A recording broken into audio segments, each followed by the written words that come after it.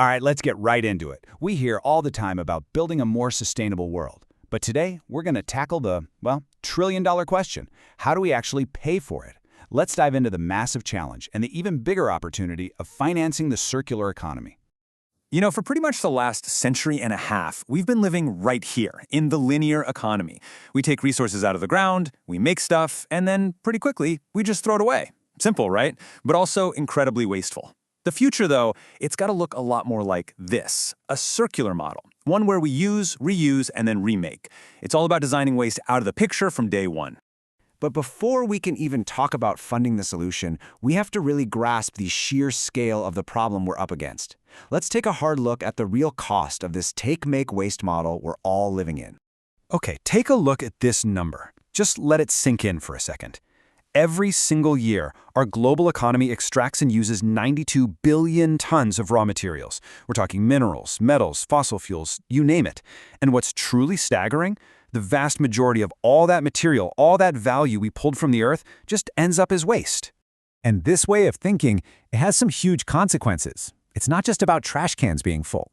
First, we're facing massive resource depletion. We're just running out of stuff. Second, there's a huge climate impact from all the energy it takes to extract and process everything. And finally, we are literally throwing away economic value. I mean, materials that could and absolutely should be used again. All right, so that's the bad news. Enough doom and gloom. Let's pivot and talk about the solution. The circular economy isn't just a small tweak. It's a concept that completely reframes how we think about growth itself.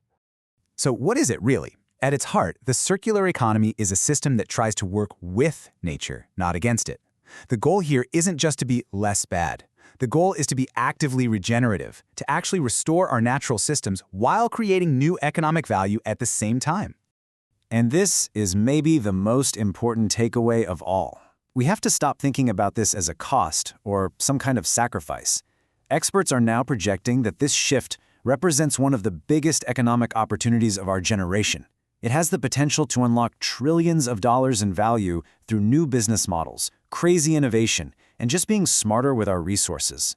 Which, okay, brings us right to the heart of this whole explainer.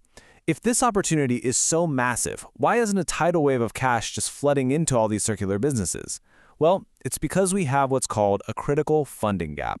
So yeah, let's just put it out there. What are the specific things holding investors back? Why aren't they going all in on the circular economy?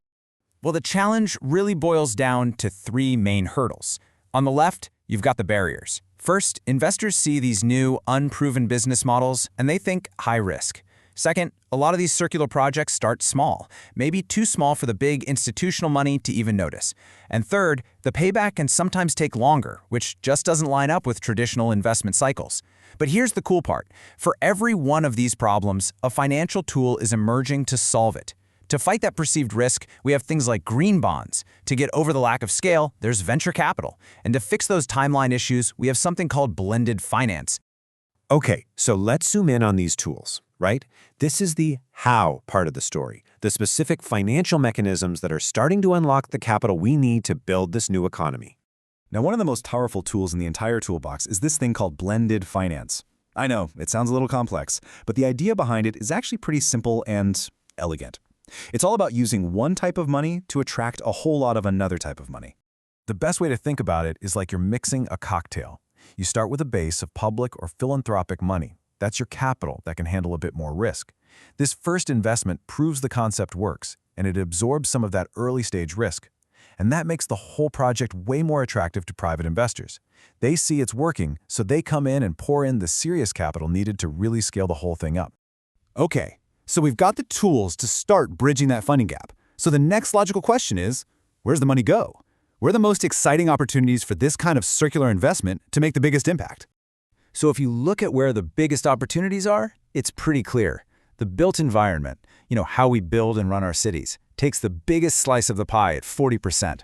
That's followed by our food systems, how we get around with mobility, and even fashion.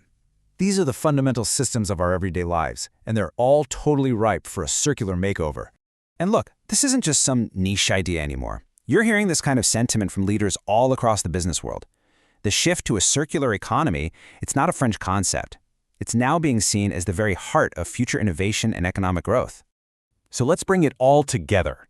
We've seen the huge problem with our current linear model and the incredible promise of a circular one. We've identified the financial roadblocks and, more importantly, the innovative tools that are being designed to tear them down. The opportunity here is measured in trillions of dollars. So really, the question isn't, can we do this anymore? The question is, will we? Are we ready to invest in and actually build a truly sustainable future? Thanks for joining me.